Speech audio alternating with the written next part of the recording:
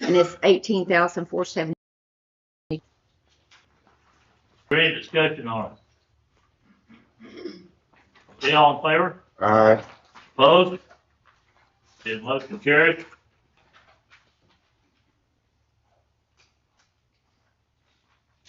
Item 5, discussion and possible action on approving the minutes from the December 1, 2025 meeting. City manager.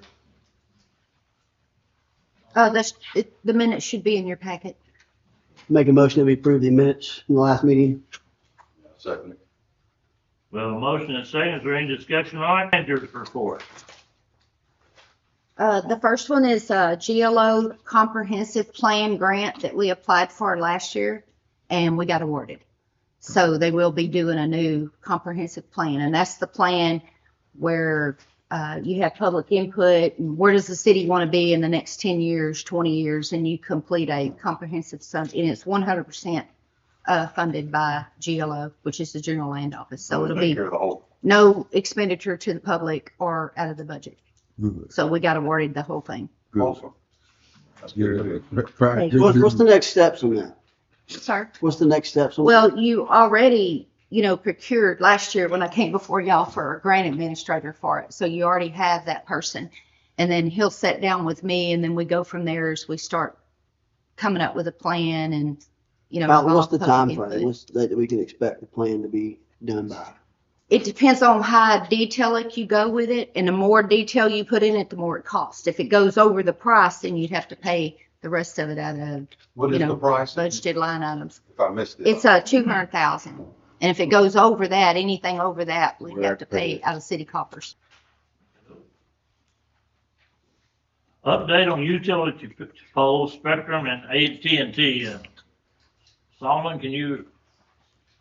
There's a letter in your packet that I sent to AT&T and Charter Communications with the list of the poles. They haven't responded. Okay. Yeah, there should be a 33 list in there for y'all to see.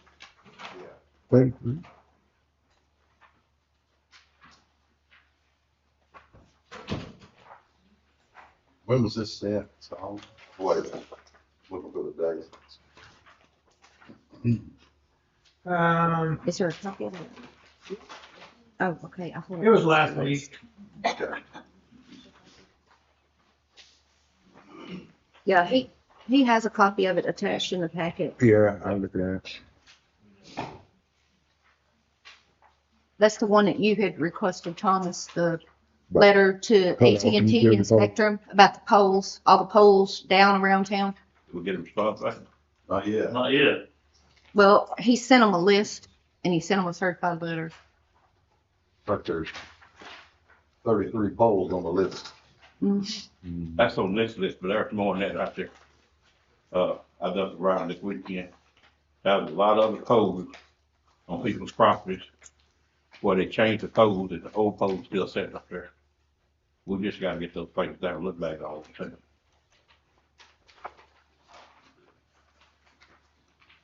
It had been notified. Okay, item 7, public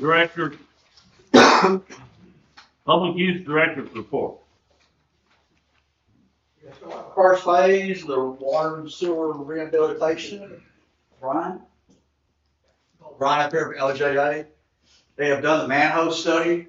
They finished the manhole study, and we're gonna call in. We're gonna call in Doug from Borden, who LJA hired to go over look behind y'all see a graph of the manholes and where they're gonna put the sensors and stuff at. This is for the I&I study, correct? The I&I Yeah. study, yes. That it's part of it. So, Brian Gradell's LJA Engineering. LJA was tasked to evaluate the performance of the sanitary sewer system at the city.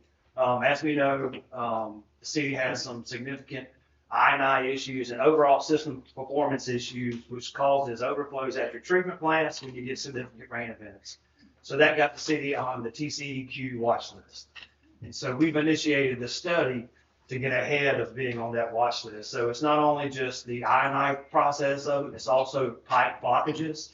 And I introduced Doug Peterson here with RH Board. We teamed up with these guys. They've got some new technology. It's very cost effective and very efficient. We didn't start initiating this study until December 1st, and he already has some pretty good results. So that I'll bring. Let me interrupt you guys. Just say, for the public out there that doesn't know, this is the first step in fixing our sewer problem that's been going on around for a long time.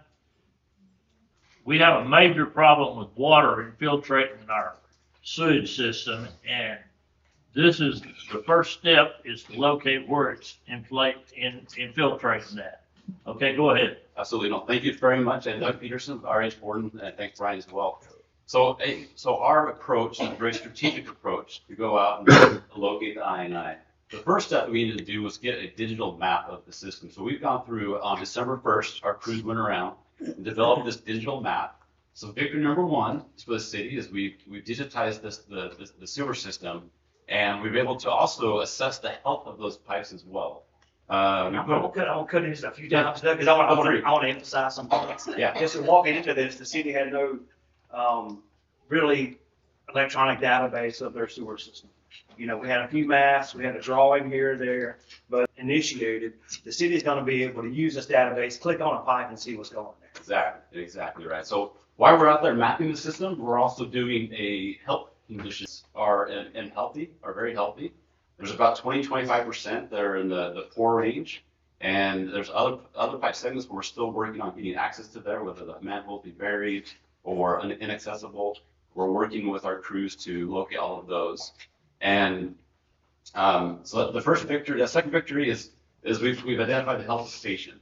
And so one of the things that we're looking at doing from an RH Board perspective in conjunction with LJA is looking at the potential remediation opportunities as far as to be able to go in and help your city, the city in conjunction to, or in addition to what we're doing right here. So again, looking at that option to present to Roger as well. And then the first approach is get a digital map. The second approach is we're going to break, what Roger wanted me to show in this map is how we break the collection system into segments, what we call basins. And these yellow markers are where our crew started placing the sensors in these manholes. These manholes are going to be monitored for 2 to 3 weather events.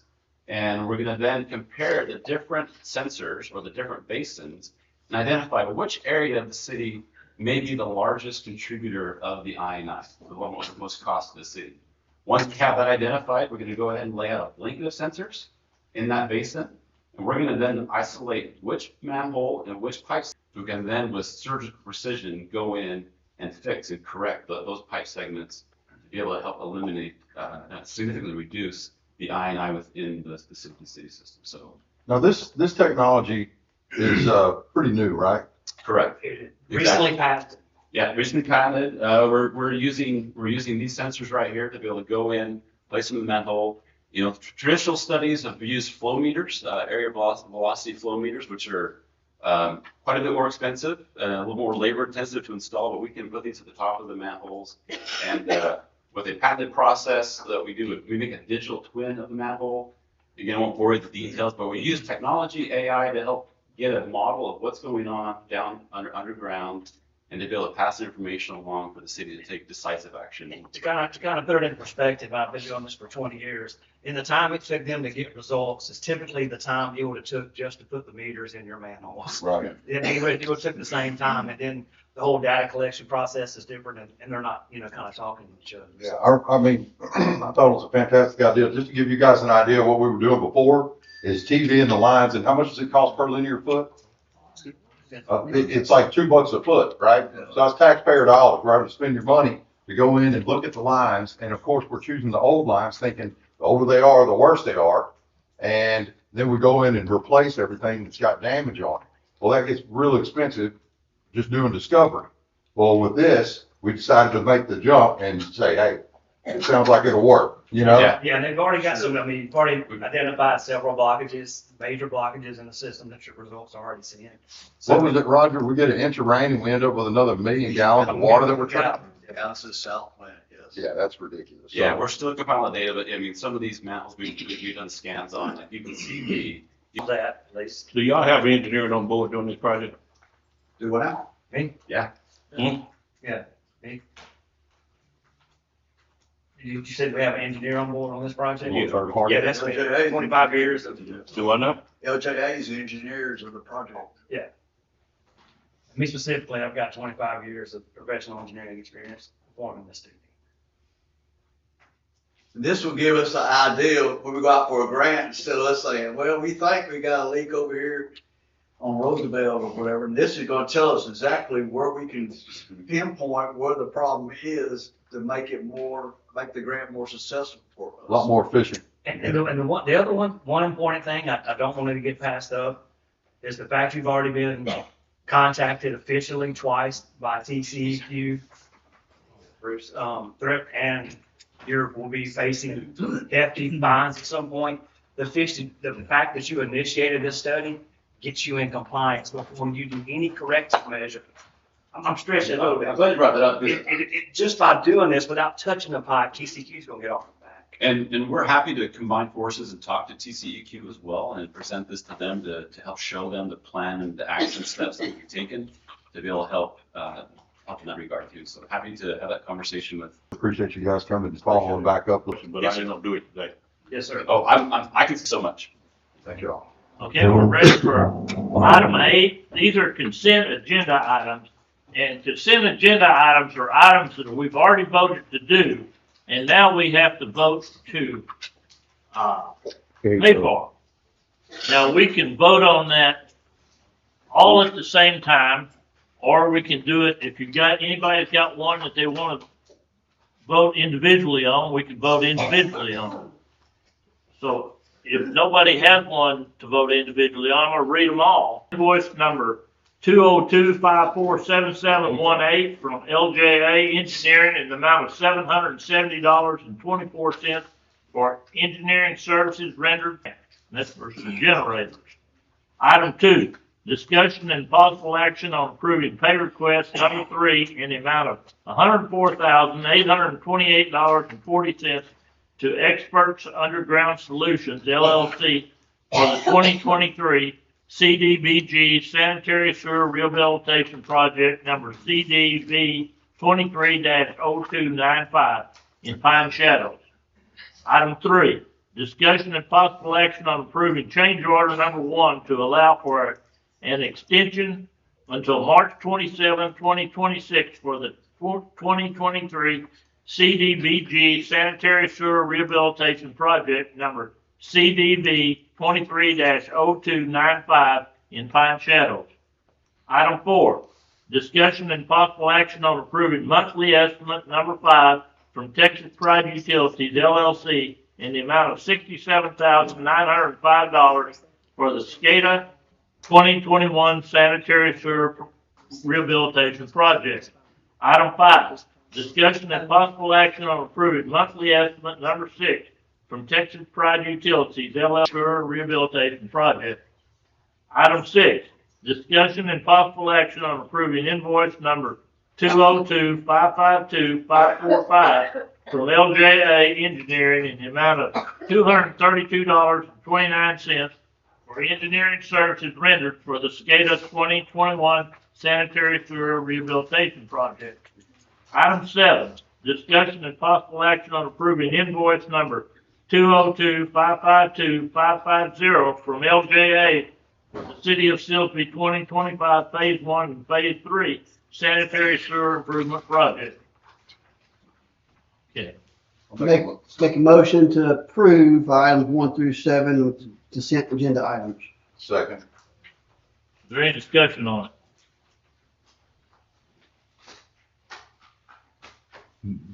Okay, all in favor? Aye. Opposed?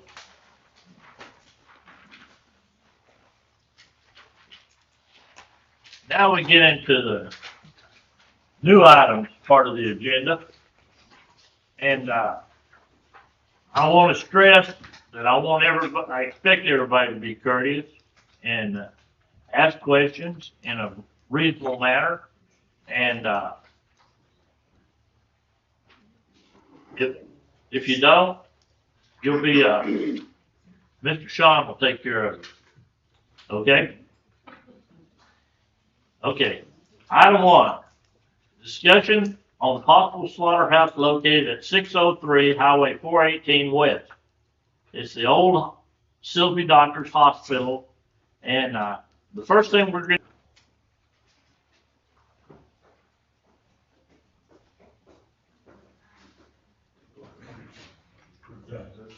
yeah, he can turn around Yeah. and talk Yeah. about it. Bring our presentation, I was not Yeah. expecting the crowd that we got today.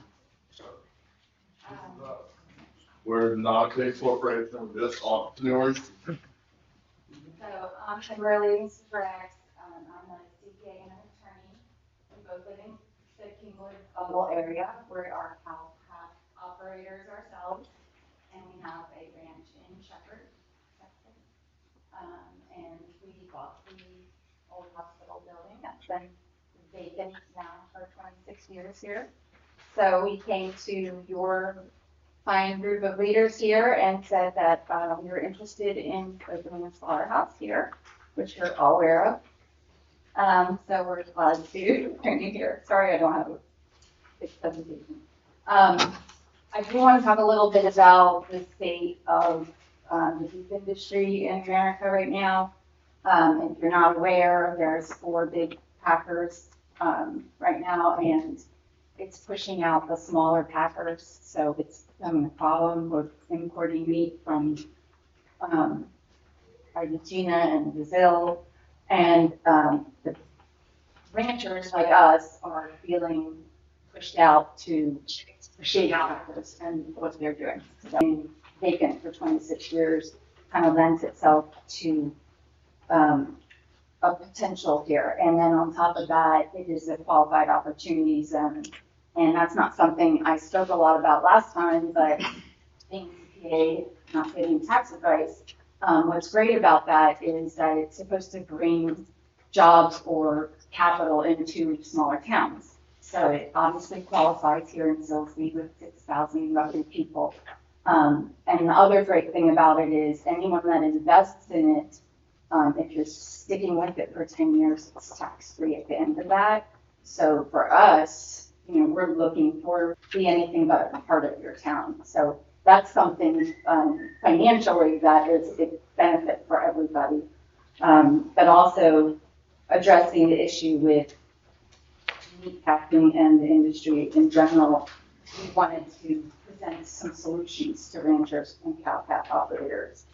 And then to speak more specifically, well, before I do that, I do want to mention too that your county has a lot of cow-calf operators and ranchers, and where we are in San Jacinto County does too. But for a production facility, you're going to first pull from the closest people. So hope Red meat, which would be pig, sheep, goats, and cow.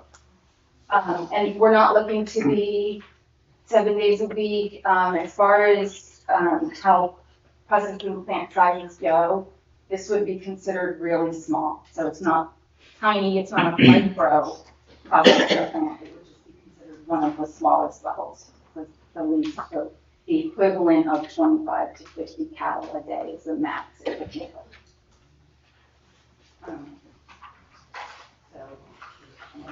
And I'll see it, but visually, we're way down here, and these are the big plants, and even now they're shutting some of those down, because I think smaller, micro, and smaller plants are going to make a comeback, as they're trying to get us to save the ranches and save the cattle here in America. That's at least what our industry is interested in. So, as far as the build out and following the rules, it would be USDA everything, and they would be in the facility as required by law, and every single step and setup has to be following USDA requirements too. So that's something that we would want to offer to have high quality meat, like some of the meats that we're getting from other countries. And with that, the screw worm and other issues that are coming up, major problem. So we have already reached out to a team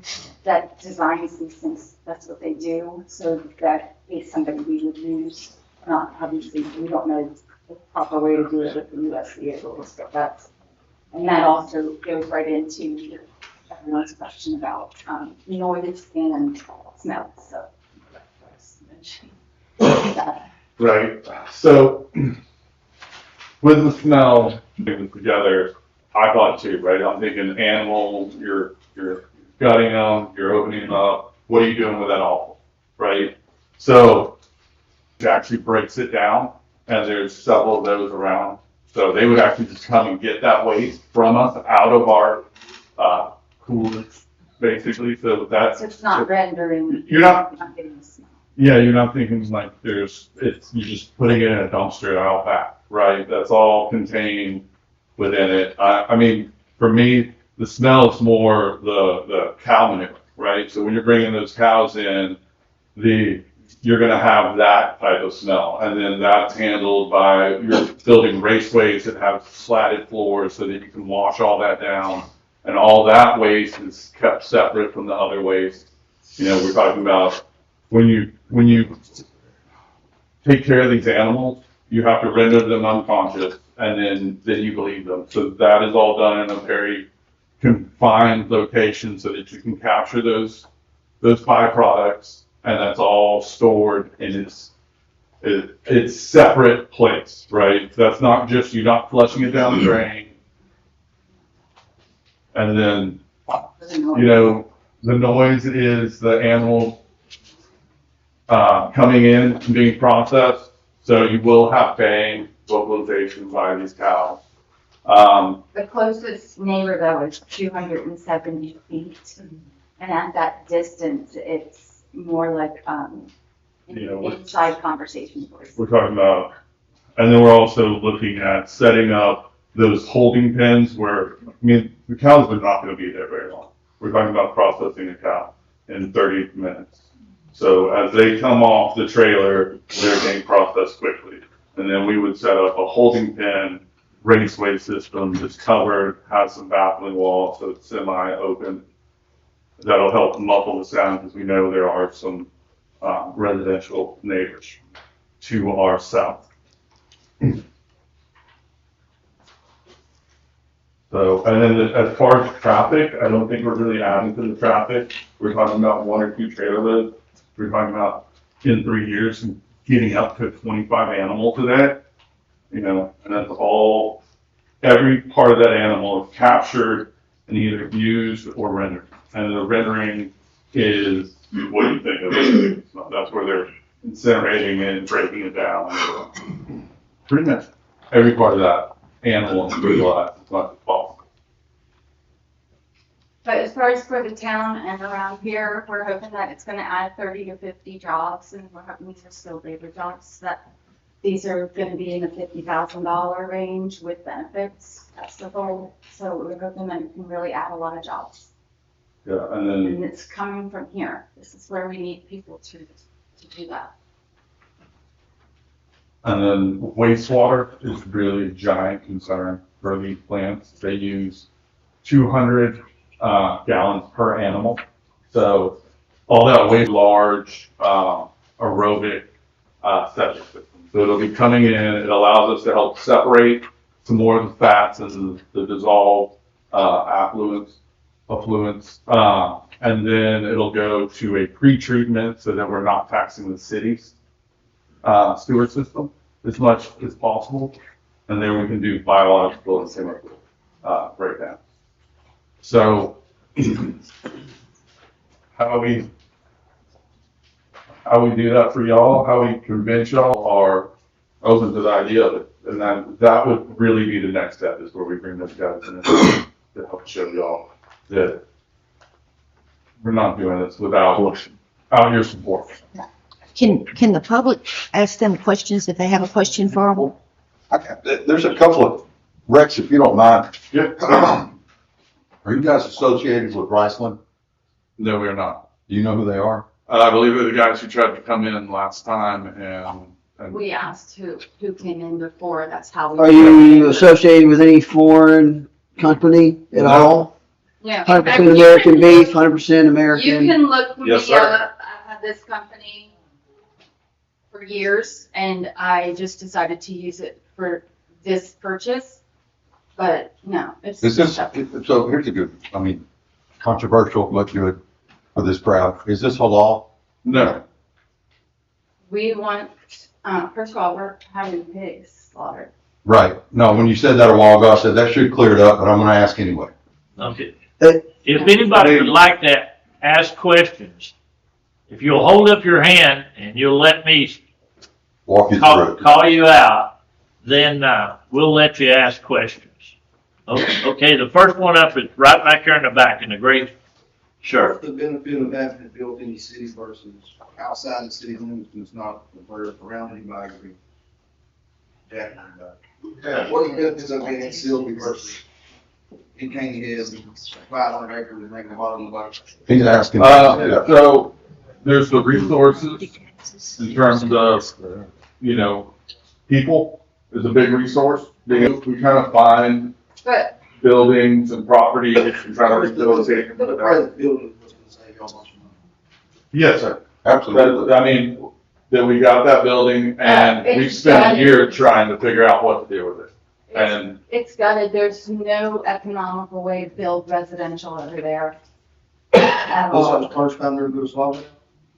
yes, sir. Everywhere else is doing that because y'all bought a building, couldn't figure out what to do with it, or y'all have. No, it's- Look, we set up tons of businesses. Okay, so say. Yeah, well, like, that's what we do, right? We're just kind of industrious, we're looking to, But we're in this industry and we see what's going on, and we know that for once we're in a position where we can jump on something that's needed and it's a positive thing, as opposed to, you know, darn to see Yeah, what's going it's on gonna be and we're not in a place to do anything about it. And like I said, we're bringing in investors. This is not just for us. This is for us to build something for everybody. we'd really like to work with local producers to, instead of just sitting, going to the sale barn. Somebody raised their hand Adam. behind you guys, but there was somebody in the middle of the crowd raised their hand a while ago. Okay, well then the gentleman in the far back, he's the next one. Well, We are doing our part and we are getting investors. So it will be it's a public investment raise. It is literally me going to ranchers and everyone else. But I don't want to do that if you guys don't want us, right? So I'm ready to ask them all to support this and ask you guys who, you know, there's $100 that you're in. It's that low because we're using defunder. So there's no. we thought that would be a great way. No hard getting Mr. Gilbert on this. is his name. Meant for everyone to do well. Mr. Gilbert? Well, we'll be quite honest, this is really not something we want. And not only that, if I were to ask a question, my question would be, you mentioned livestock, right? Not poultry, which is a good thing. Then you also mentioned USDA, right? Meaning that eventually you're going to have the permit and access to bring in livestock from all across the United States, right? With USDA?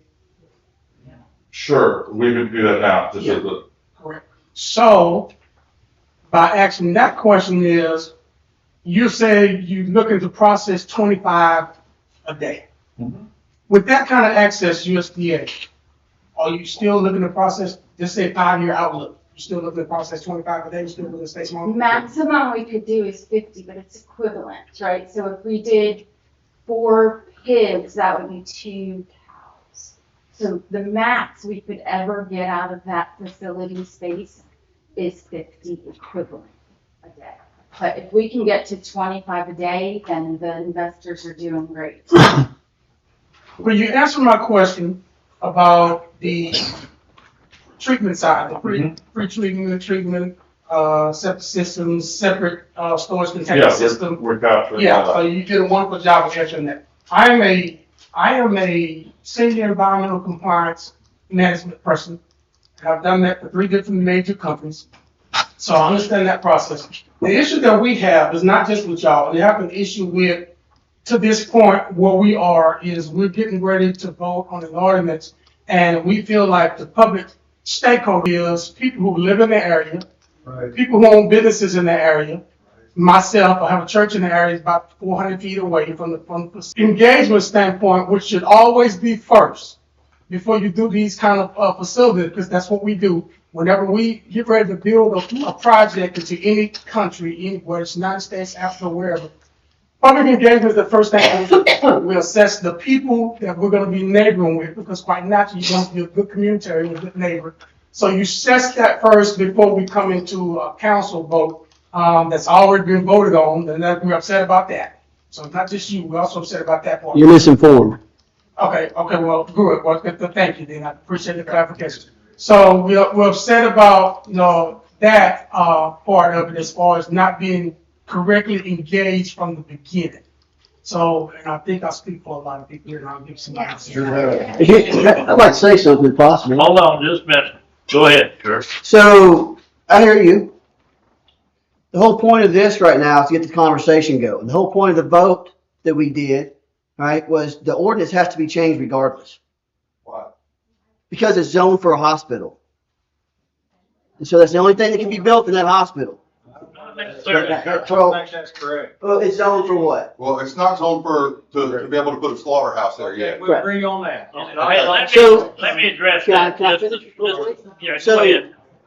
For us to have a conversation, right, for us to even do anything about that, we had to get the ball rolling on it. And so that's the only reason we voted to do what we did. Yeah, all we did was make it to where we could, if we decided to, zone it properly for this project, okay? And without that, they're stuck in the water. Like, they can't even move forward. They're trying to invest. I mean, you guys heard, what they just now gave you is what we heard before, a little more lengthy and a little more detail before. And we're like, hey, look, this could be good for the community. And so we want to explore it further. Well, we couldn't explore it further without making the amendment and making it available to even change the zone. Okay. Opens the door. Yeah. Adam, do you want to speak next, or do you want the lady next to you to speak next? She raised her hand first. That's my wife, she can hang on just a minute. Okay. Done a lot of research here over the last couple of days.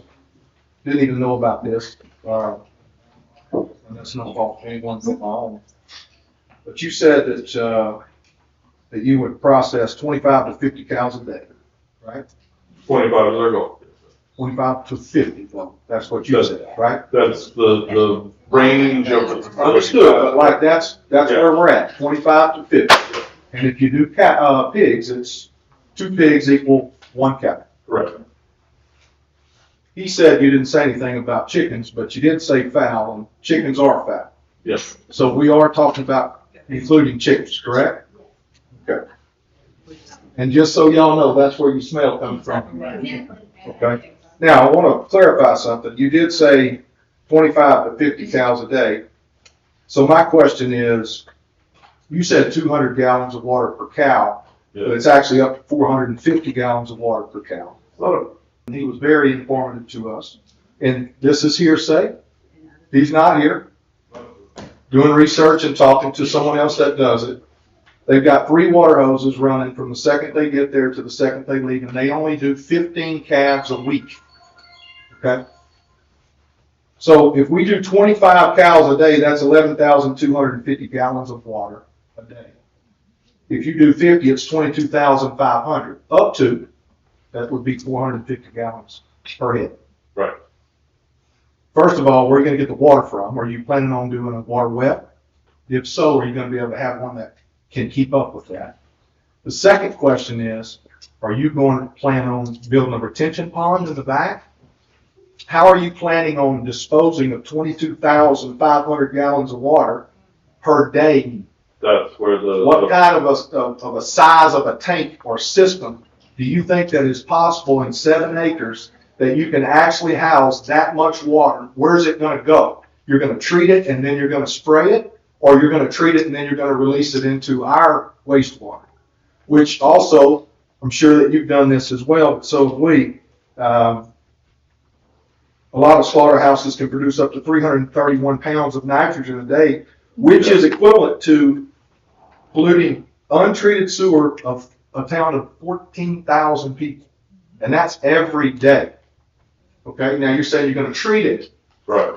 What's that process? But you're still we still have to talk about it, and how ironic is this that we're talking about a drainage and a sewer system on the same day we're talking about this, and you're proposing putting another 30,000 gallons a day into our drainage system, which can't keep up as we are now.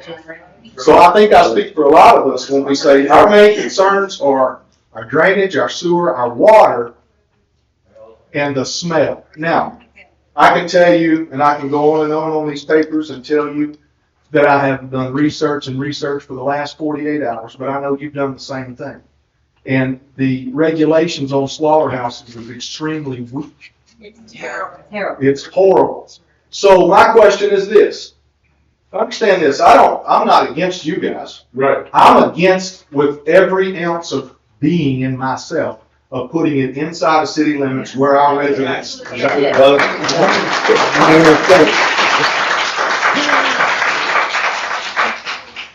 What I mean by that is, you can stand there and you can promise never been by a slaughterhouse that I didn't smell before I could see.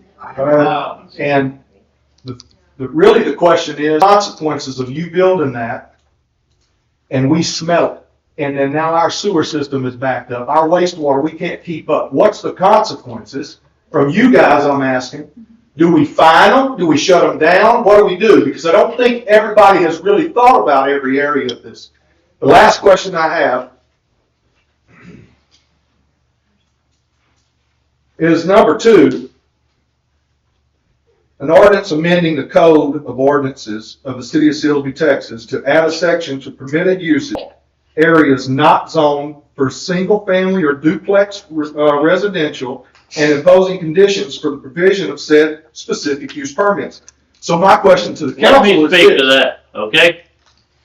That is a real confusing question, which probably should never have been brought up. But there, in our ordinances, we have no method of saying whether, like, if Jackson's down here processed live animals, we have no system that says where they can do it and where they can't. And some of the council people asked that we put that unanimous vote. It becomes one-time reading. But if you don't have a unanimous vote, you have to come back for a second vote. At the time, I asked the attorney what would be the best method to handle this, and he advised us to approve it. But there really is no point in even having the thing. And he and I, at the very worst, if you did approve it, you still have to go back, or you didn't approve it, that you wrote that ordinance because the council asked you to write it, right? Correct. Okay, and I asked if we should pass this or not, and you said yes. If you wanted to be able to put the slaughterhouse where, yes, then that was correct. That was why you should have passed it if you wanted to put the slaughterhouse there. Yeah, because we couldn't even have this discussion without having that. Yeah. Yeah. So There would be no point. It's like when, let's say, light industrial on a piece of property that's been vacant for 2 decades or more, and let's say it was controversial to a group of folks this size or larger, okay, because you're not going to please everybody. How fair is it if I tell you hit the bricks? It's not, right? Because it's going to do, there's going to be something positive come out of it. Let's say they produce 10 jobs, and they make as much or more than a school teacher makes with benefits. Okay, that's positive. Okay, there's some other things they're doing. They're putting forth procedures and putting things in place to protect the environment and the community around them. Almost the whole place is refrigerated, right? Yes. I mean, dang near, I don't know what percentage of the building of the facility is, but it's a majority. And then they're telling you all the different ways or the things that they go through to make certain that they're not polluting the environment. And then we're talking about these tanks. And Adam, do you live here anymore? Yes, sir, I sure do. Great. If I knew you'd moved away, that's why I was glad to see you. But they're telling you these different things, and I'm glad you brought up the amount of water. Now, they said if they got to 25 cows a day, that the investors would be very pleased. So I think 50, it may be way down the road. But, you know, they're going to lengths, or based on the presentation, okay? They're going to, some of the stuff that we're hearing, like everybody's like, Okay. John, I'd like to. yeah. Mr. Mayor, You can use Mr. your Mayor, time. I think probably the best thing to do now would be let the Raymeyers sit down and then start calling up people that have given Okay. the paper so that we can move All right. this along a bit. Go ahead. I'd like to enter a couple of things in so the folks in the audience understand. Mr. Raymeyer? Yes, sir. Do you remember when you were here before and I asked you the Hey, question? can we get, Please. we get y'all, Please. listen up, please. Operation, you or anybody else, that we could go visit and see that it's not noisy, see that it doesn't smell, see how well it's operated in refrigerated conditions. And also, because I've talked to everyone since. Yes, sir. Where And is then it? It's out west Texas. I'm sorry, I don't have that for you right now. Again, for these people, particularly, you know, we want to be able to say, look, guys, we investigated this, and we're not just sitting here talking. I actually found one that's closer to Waco that I thought would be better than a 6-hour drive. That's reasonable to our size instead, because most of us are like the one down the street that are. But again, my stand is, we're talking about getting designers, we're talking about how it operates. But I don't care how far it is. I said, I'll buy my own gas. But we need to see something so we can tell these people we understand what we're dealing with. Hang on just a minute. That's all I'm Okay. saying. We're gonna proceed on to our, we're gonna proceed on to the people that have signed up to speak. And remember, you can't speak for over 5 minutes. Okay? And, Business? Gary, I think he's one of them that signed up. Go ahead, Gary. Okay, my name's Gary Strahan, I've been living in this town for 59 years. Now, really, it kind of disgusts me that you come here and tell us that you're gonna put a slaughterhouse in this town I live in and I love, and you can't even tell me where one is? Yeah. You can't even tell me where one operates? Well, Please do better than that. Please be better than that. If you think you're gonna come in here and put this in our town, and you can't tell me where one is? Really? Finding the ones that will be comparable to our No, size. you knew you were coming today, and they asked this question before, and you can't even tell us. Jerry. I'm a businessman, if I want to come to a town and put a business in a town, I'm gonna be prepared. I'm gonna have documents, I'm gonna have things to talk about, I'm gonna have proof. What proof do you have that you're not gonna damage this town? What proof do you have? What experience do you have? That's where we bring in. You don't have none. The engineers. Have none. I can go watch a YouTube and try to do brain surgery, but I have no interest, it's not gonna end well, brother. It's just not gonna end well. So you gotta do better than that, man, really. Why don't you put it in Shepherd where you're. Hey, because it's not an opportunity I zone. don't care. Doesn't that make sense? If you're an investor, okay, if you're an investor, you want to use other people's money, and you're talking at the same time, nobody can deny it. Hang on. What is in it for this business? I have not figured out what is in it for SIlsbee. What is it for? Let's drop the tone. Sales tax? Tone it down. Oh, but any sales tax out of it? 100%. Or no, we get the revenue. What? Yeah, it's about sales tax.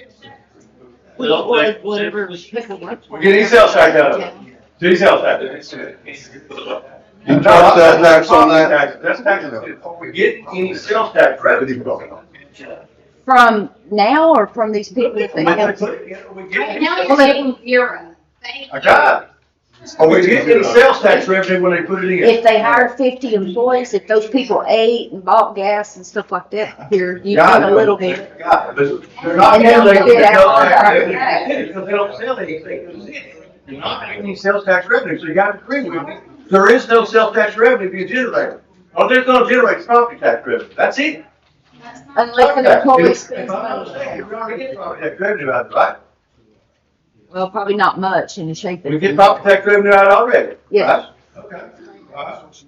All right. how can you assure us that you're going to do what you're going to say you're going to do when you don't even have experience on it? Does not mean to do that. It's just. I watched it. We're just taking in when I it's watched saying it. it. I watched it.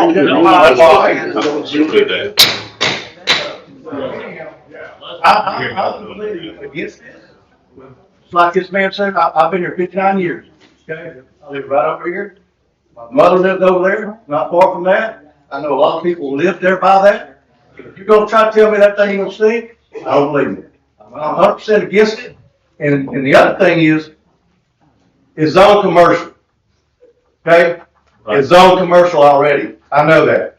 Right. Y'all know that. Zone commercial. You have to change it to be able to let them do it. Correct. Right. Okay? That's what the change is. That's what y'all voted for. Correct. You have to change it, but it's already commercial. To require a public hearing, something You just don't like have to this. change it to have a public hearing. No, You have a to public change hearing. it, you have to read it publicly for everyone to be able to You don't hear have a public hearing to talk about this, because I've done this before. But you can it. read You it. act like it. We voted to have the ability to change it. I understand. You didn't have to vote to have a public change it. We could have a public hearing and had this conversation before we ever voted on it. You don't have to have a vote, you gotta have a vote. Right. I'm still against it. Just in case you want to know, I did call a few people last week and ask them to show up to discuss it. And one of them said, "What's the big deal?" You know, and I don't have time to call everybody. I know you got Facebook, though. Dr. Singh, would you Our like to? agenda's on Facebook. Nothing's hidden. Yeah, Dr. you call Singh. it till the meeting, you know, I get the news out. Let him. Dr. Singh, Yes, sir. Sure. Yeah. I guess. No. It's not on. It's not on. Y'all be careful. Yeah, let them sit down. Yeah, you go sit down. Let them sit down. Yeah, you go ahead and sit down. Dr. Singh, Yeah. just stand here and we're gonna try to tell them that y'all listen. We got to be courteous. Okay, people, please.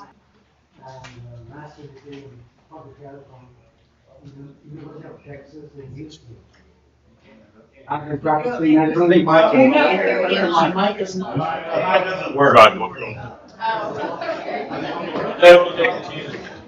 Does this microphone? No. Brother, you know what's wrong with Mike?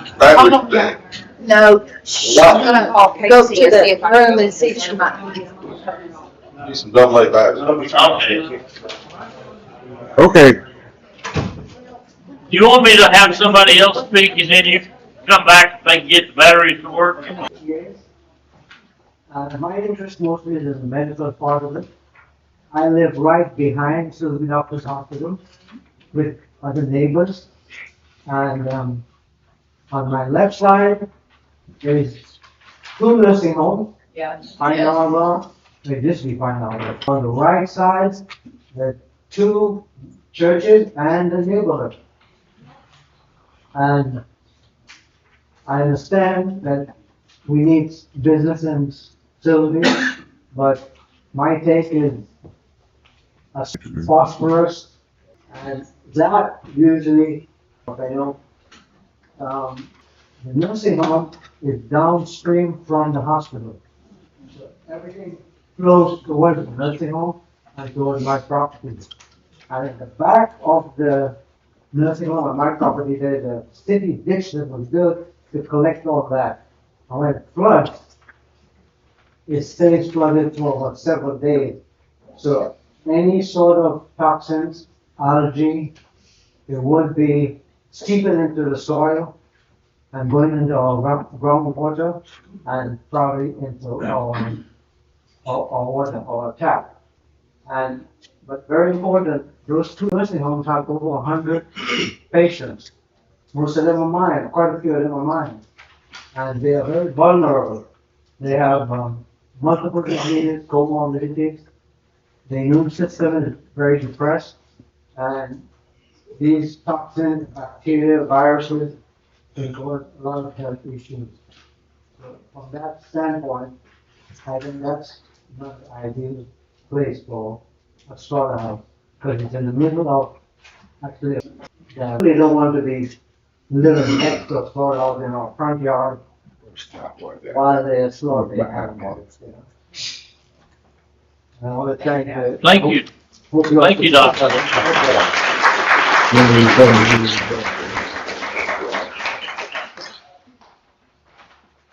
William J. Andrews. Is he here? Okay. Go ahead. Try to limit it to 2 to 5 minutes, okay? Okay. I just wanted to say that I felt deeply about this issue. I live within walking distance of this proposed site. And I'm retired here, and I certainly put a lot of money into a house and property in this location. And I already get diesel fumes from the railroad track when the wind blows from the south. And I don't want to get fumes from a stockyard when we get wind from the north blowing across my property. And I noticed in the brochure that the company provides that they say in here that they're going to have 2 livestock trucks a day. They're going to have 2 big gooseneck trailers a day. They're going to have 1 big refrigerant truck, 1 waste management truck. That's 6 trucks a day that are going to be having to access this facility and unload these cows, maybe 50 cows. Now, what about the parking for the employees? Let's say if you're going to have 50 employees there eventually, where are they going to park? So you've got all these trucks, you've got these 50 people, and then where are they going to park at? Are they going to park on 418, a busy corridor? No. Well, where can they park? Well, there's only 11th Street. 11th Street comes right in their back door, but that's a residential community. So what are we going to do? We're going to have cattle trucks lined up where the old fire department is, which is now a church. It's going to be in front of residents there. So I can tell you that zoning protects the city and it protects the residents, and that you can have economic development, and that is good. But you can also have economic degradation, which is where you select a business that doesn't benefit the community. I'll give you an example. Say we go forward with this project and you all of the sewer problems. Do you think that Chick-fil-A is going to come up here and say that we're going to buy the property next to this stockyard and we're going to put our money into that? Or do you think Waffle House is going to say, darn, we missed our opportunity. We built by the railroad track when we could have built over here by the stockyards? Does that make sense? That does not make sense. So I'm saying that what we need to do is to use our zoning to protect our residents and to protect our city. And if you see, this picture right here shows the cows. Now, I counted 21 cows here, but they say that they could be up to 50 cows. But do you realize that when you start production and you do 50 cows, the next day you can't be out of cows. You're going to have excess cows so that you can start the day's facilities work until your trucks start to come. So you might have 75 cows. Picture, what does this picture show you? It shows you cows in a rural setting, not in the city. And that is where these cows belong. Now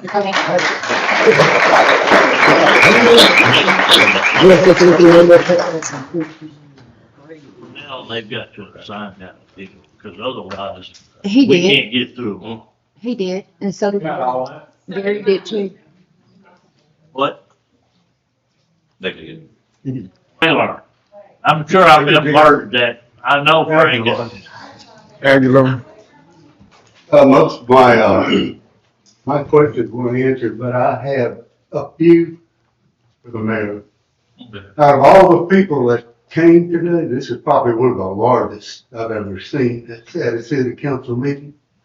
And just for respect of them, and so that the city council can see and the mayor can see, can we get a vote as to who would actually oppose this? Yeah, Just by a raising of hands?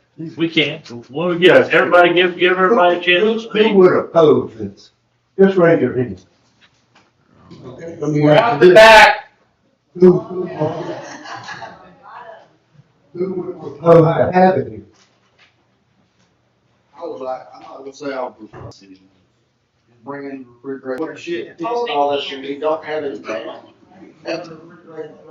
If you don't have a meeting, come in there. Like the citizens are short. How many other cities have they proposed it that accepted? How many have accepted it?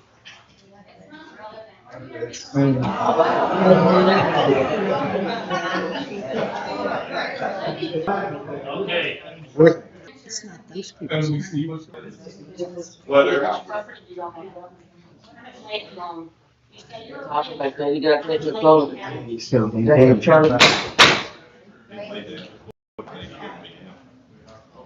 If you're not at the podium, please allow a person at the podium to speak. Thank you, Mr. Gueller. I'm not trying to keep people from speaking, but we gotta move along because we've got too many people want to speak. Okay? Yeah. Melissa Redinger. Going out of order on the list. I'm going out of the list, and I do have a vested interest. That nursing home that Dr. Singh was talking about, two of them actually, what we know as Pine Arbor and SIlsbee Convalescent, they exchanged their names, so we know who they are. Those residents that live there belong to me, okay? 90% of them. A few of the others belong to a doctor in Beaumont, okay? Council members, your job is to represent the interests and needs of your community. This includes listening to the residents' concerns, shaping local policies, approving budgets, making decisions on issues, public safety, infrastructure, education, and environmental protection. So a couple of questions that I have is, my main concern is that I don't feel like they did enough research. One of the things is that yes, I know there's not going to be, I'm not talking about have to use to be able to put in those tanks, those holding tanks that they're talking about. One of them being ammonia. I did my research. I hope y'all did too. MSDS sheets on ammonia is very toxic. I don't know if y'all noticed that. But if you are anywhere close to that facility, which Pine Arbor is the closest, will not be able to breathe once that ammonia hits the air. We're underwater when you cannot breathe. That's not fair to them. I'm here tonight on their behalf, but those people that do not have a voice. Okay, for ammonia, have y'all ever been cleaning? I know women been cleaning your house and you accidentally mix ammonia with another chemical, and oh my God, some of you's been to the ER seeing it. It is very detrimental to your body for the ammonia. Okay, some of the other chemicals. That's just one chemical used. I know y'all have people coming in, and do you know what other chemicals have to be used in that facility to be able to treat that waste? Oh, engineers? Okay. So as a nurse practitioner, we don't use chemicals in our office that we don't know about, because I need to know the detrimental effect that it is on my patients in that clinic. So as a business owner, I will not have a chemical in my building that I don't know about. Okay. Second of all, how you're saying that you're a little research, these numbers may not be exact, but you're going to profit about $200 per cow. How are you going to make your money back? Y'all compared it to a place in Corpus Christi in some of the articles, so I made a few phone calls. And the profit margin on one cow is $200. So how long is it going to take you to make your money back? Those guys are producing these because that's not our market. But that's what it was compared to, so that's all I had to go by. Oh, okay, so we don't have that answer either. Okay, so, sorry, The other question that I have is, some of them's already been answered, thanks for that. What will happen when there's spillages? So my husband works for a refinery, let's just face it. I apologize if any of y'all work in refineries. These big holding tanks that they're talking about, I don't care if you build it brand new in this building right now, there's gonna be spillage. There's gonna be little drops of it. And let's face it, the people working on them are not 100%. So there may be a leak in it that you don't even know about. Exxon has leaks all the time. I'm letting out some secrets here. Exxon, thank you. Exxon has leaks all the time. Leakage, because it's not if there's going to be leakage, it's when there's leakage. And my last thing is, y'all mentioned the FDA, and no one knows more about the FDA than I think me and Dr. Singh in this room right now. I apologize if any of you work for the FDA, but when you speak about the FDA, there are strict guidelines on so what is it that the FDA guidelines tell you that you have to do? Have y'all looked at them? I'm sorry, I apologize. You FDA.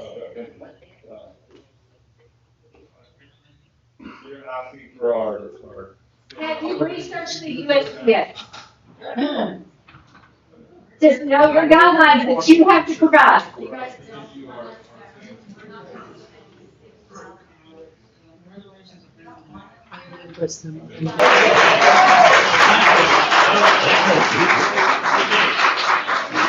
Amy Florida.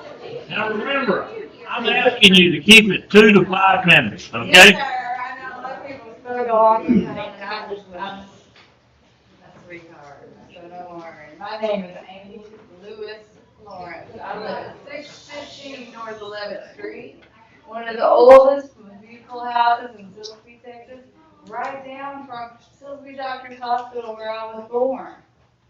I am asking you guys to please listen to me as I say that I heard this 2 weeks ago. I came back to this community to take care of my parents and to live here permanently. I came back here to live here permanently and take care of my parents. I'm directly down the street from SIlsbee Doctors Hospital. I'm in a residential area. Not only that, Boys and Girls Club right down the road. There's also several churches. I have a ton of neighbors. None of us were even told anything until I saw it in the SIlsbee Bee. Which, by the way, I think the doctor and others, but Goliath Concepts, I'm a watchman on the wall. Goliath Concepts is what I read, is the name of this company. And then a week later, the bee comes out, and it's a small scale slaughterhouse. I'm hearing two different things. Are we big? Are we small? All right. It was SIlsbee Doctors Hospital in the newspaper, and then it was 630 Highway 418 West, which is SIlsbee Doctors Hospital. I worry about deception. I worry about being told the truth. And I'm hearing, just like everybody else, that they don't know a lot. And it concerns me. All right? I worry about possible litigation, City Council. This is something you guys really need to consider. Possible litigation, it will be costly to the city. One more thing, before I strongly encourage you to vote no. I lived in Shelby County for a while. I was surrounded by Tyson. I got sick. I got a fungal infection. I'm an example of how you can get sick. It took them a long time to diagnose what I had and get me on the right medication. And finally they did. And all of those chickens, this is not going to be allowed. And I thank you for voting no. Okay, thank you. Rachel Coe.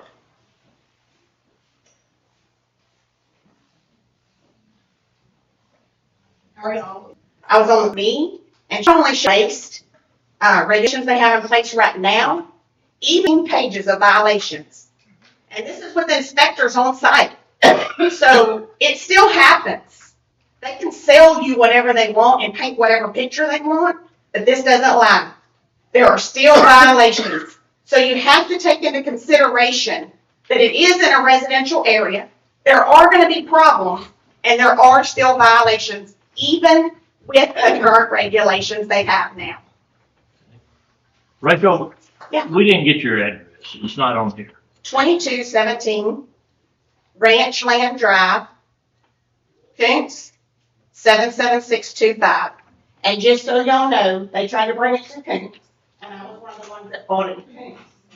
Not this same company, but they tried to bring it to Koontz, Woodville, and Port Arthur, and it didn't pass. So the environmental concerns are a big deal.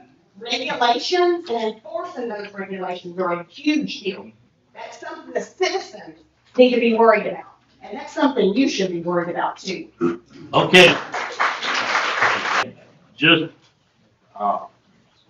Dixie Sobey. Yeah, because that's something that comes in here. That's already been taken care of, so I don't need to speak. Okay.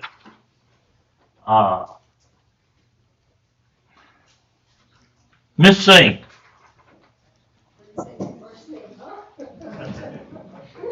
I'm not sure about that first name. Why don't you tell us? Soraya.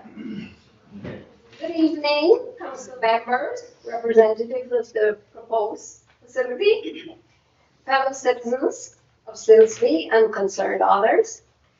I'm the better half of Dr. Singh. You said you have a cattle ranch.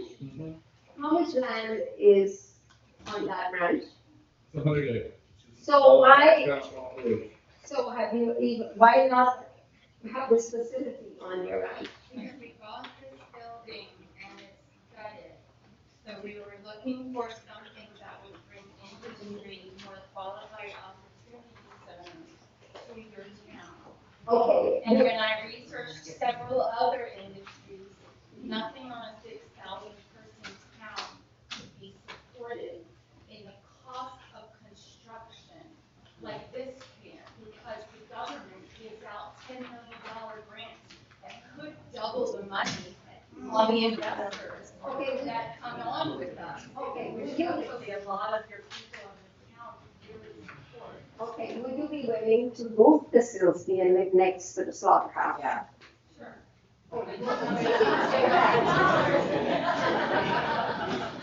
First of all, I commend Councilman Bruce Kay, William Bass, and Thomas Tyler for putting the best interest, which is the health and well-being of our citizens of SIlsbee, above what we call economic progress, which should not be at the expense of our health and well-being. We have public health, safety, and compassionate living environments for all residents. Even in a well-managed meatpacking slaughterhouse/dead zone of comes and our kids, grandkids, all will be playing out there. Now I wouldn't even have them come visit me if this is what we're going to be facing.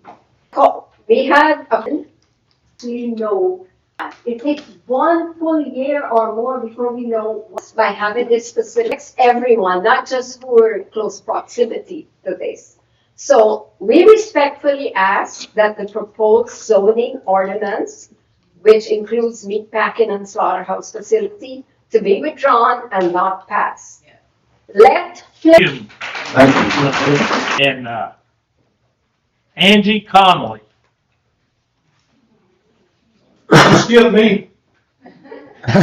You spoke, but you would have let anybody speak. I still got other questions that I was cut off of. I don't think we're gonna go back and let people speak a second time.